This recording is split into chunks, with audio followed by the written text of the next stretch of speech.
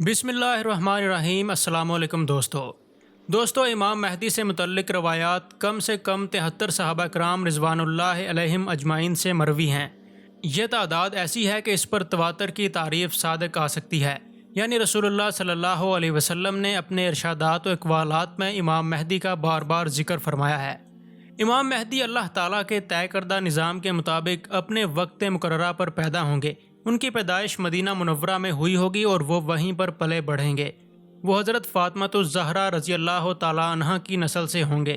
ان کا نام محمد اور والد کا نام عبداللہ ہوگا۔ جس طرح صورت اور سیرت میں بیٹا باپ کے مشابہ ہوتا ہے، اسی طرح شکل و شبہات میں اور اخلاق و شمائل میں حضرت صلی اللہ علیہ وسلم کے مشابہ تو ہوں گے، مگر وہ نبی نہیں ہوں گے، نہ ان پر وحی نازل ہوگی، نہ وہ نبوت کا دعویٰ کریں گے، لہٰذا ان کی نبوت پر ایمان لانے کا سوال بھی پیدا نہیں ہوتا۔ مسلمانوں کی اکثریت کا یہ عقیدہ ہے کہ زمانہ آخر میں امام مہدی کا ظہور برحق ہے، لیکن نہ تو انہیں مامور من اللہ سمجھا جاتا ہے اور نہ ہی ان کا درجہ انبیاء کرام علیہ السلام کے برابر مانا جاتا ہے، تو اسے کسی خاص گروہ کا اصطلاحی امام مراد نہیں ہوتا، بلکہ اسے پیشوا اور رہنما کے معنی میں لیتے ہیں۔ ظہور مہدی کے بعد ہمارے عقائد میں کوئی تبدیلی نہیں آئے گی۔ خود امام مہدی ہمارے عقائد میں سے کسی عقیدے میں تبدیلی کا تقاضا نہیں کریں گے، البتہ قرآن و سنت کے احیاء کی جانب خود متوجہ ہوں گے۔ ظہور امام مہدی کے موقع پر امام کی بیعت کرنا تو قرآن و سنت کی پیروی کے مخالف نہیں ہوگا، بلکہ اس کے عین مطابق ہوگا۔ ان کی امامت کا مقصد اللہ کی زمین پر اللہ کا نظام قائم کرنا ہوگا۔ ان کے بارے میں مختلف نشانیاں احادیث میں بیان کی گئی ہیں۔ امام مہدی کی پہلی نشانی یہ ہے کہ ان کے پاس رسول کریم صلی اللہ علیہ وسلم کا کرتا مبارک اور جھنڈا ہوگا، جس میں ان کی شناخت ممکن ہو سکے گی۔ دوسری نشانی امام مہدی کے سر پر ایک بادل سایہ فگن ہوگا، جس میں سے ایک منادے کی آواز آ رہی ہوگی کہ یہ اللہ کے خلیفہ مہدی ہیں، لہٰذا ان کی اتباع کرو۔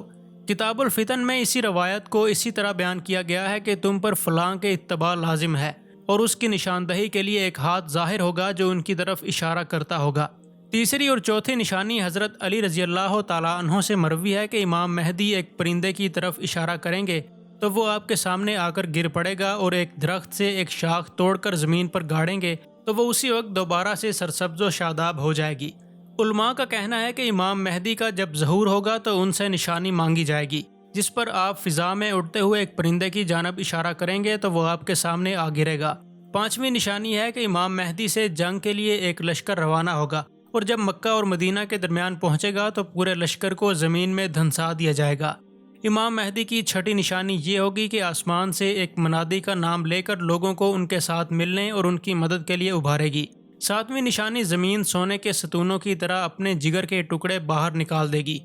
حضرت عبداللہ بن مسعود رضی اللہ تعالیٰ عنہ فرماتے ہیں کہ یہ دین مکمل ہو چکا اور اب یہ نقصان کی طرف جائے گا، جس کی علامتیں یہ ہوگی کہ لوگ قطع تعلق کریں گے، قطع رحمی ہوگی، لوگوں کا مال ناحق لیا جائے گا، خون بہانا عام ہو جائے گا، قرابت دار بیمار ہوگا لیکن کوئی اس کی عیادت کرنے نہ جائے گا، سائل بار بار چکر لگائے گا لیکن کوئی اس کے ہاتھ پر کچھ نہیں رکھے گا۔ اسی دوران زمین سے گائے کی آواز کی طرح آواز نکلے گی۔ تمام لوگ اس سوچ میں پڑ جائیں گے کہ اس سے پہلے کبھی ایسا ہوا ہے۔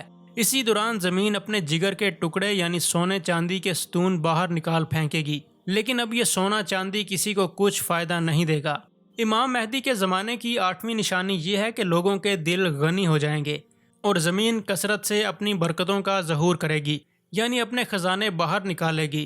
امام مہدی خانہ کعبہ میں مدفون خزانہ بھی نکال کر اس کو فی سبیل اللہ تقسیم کر دیں گے۔ اس خزانے کو رتاج الکعبہ کہا جاتا ہے۔ اور زمانہ آخر میں امام مہدی سے منسلک 10ویں نشانی یہ ہے کہ وہ تابوت سکینہ ڈھونڈ نکالیں گے، جن کے ساتھ یہودیوں کو بہت زیادہ عقیدت ہے۔ امام مہدی تابوت سکینہ کو انطاکیہ کے کسی غار یا بحیرہ تبریہ سے نکال کر بیت المقدس میں رکھ دیں گے، جس کو دیکھ کر سوائے چند ایک کے باقی سارے یہودی مسلمان ہو جائیں گے۔ روایت میں ہے کہ جس سال امام مہدی کا ظہور ہوگا اس سال حج امیر کے بغیر ہوگا۔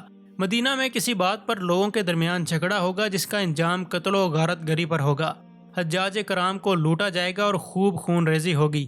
اسی دوران پوری دنیا سے 7 بڑے بڑے علماء کرام مکہ مکرمہ پہنچ جائیں گے اور امام مہدی کو تلاش کریں گے تاکہ ان کے ہاتھ پر بیعت کی جائے اور فتنوں کا خاتمہ ہو۔ جب یہ علماء امام مہدی کو تلاش کرنے میں کامیاب ہو جائیں گے اور علامات اور اوصاف سے یہ سب کچھ زیادہ مشکل نہ ہوگا تو ان سے اپنی بیعت کی درخواست کریں گے۔ امام مہدی پہلے تو تردد کا اظہار کریں گے اور اس ذمہ داری سے بچنے کی کوشش کریں گے، لیکن جب ان علماء کا اسرار بڑھ جائے گا تو امام مہدی حجر اسود اور مقام ابراہیم کے درمیان سے ان سے بیعت لیں گے۔ پھر اسی دن عشاء کی نماز کے بعد امام مہدی خطبہ ارشاد فرمائیں گے۔ خواتین و حضرات، اس نشانی سے صاف ظاہر ہوتا ہے کہ امام مہدی پہلے خود دعویٰ نہیں کریں گے۔ جتنے بھی لوگ امام مہدی ہونے کا دعویٰ کر چکے ہیں یا کریں گے وہ باطل اور جھوٹے ہوں گے۔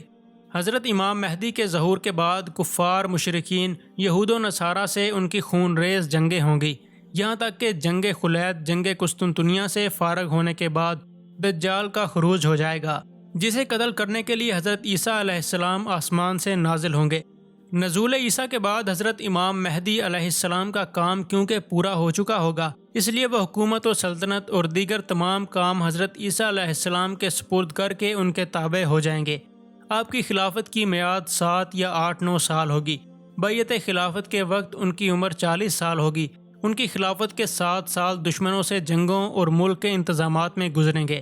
8واں سال دجال کے ساتھ جنگ و جدل میں اور 9واں سال حضرت امام مہدی کا حضرت عیسیٰ علیہ السلام کے ساتھ گزرے گا۔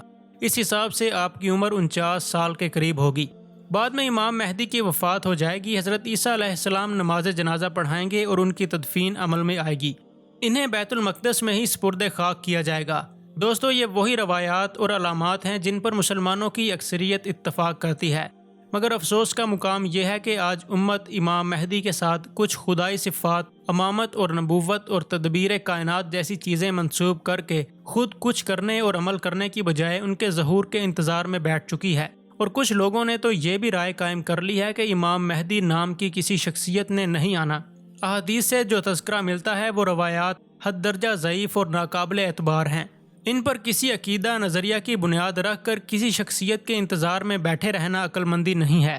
دوسری قسم کے لوگوں نے یہ رائے پہلی قسم کے لوگوں کو دیکھ کر قائم کی ہے، جب انہوں نے دیکھا کہ کچھ لوگ خود عمل کرنے سے کتراتے ہیں اور مخصوص رسومات پوری کر کے اپنی ذمہ داری سے عہدہ برآ ہو جاتے ہیں اور امام مہدی ہی کا انتظار کر رہے ہیں، تو انہوں نے سوچا کہ ہر خرابی کی جڑ یہ نظریہ ہی ہے۔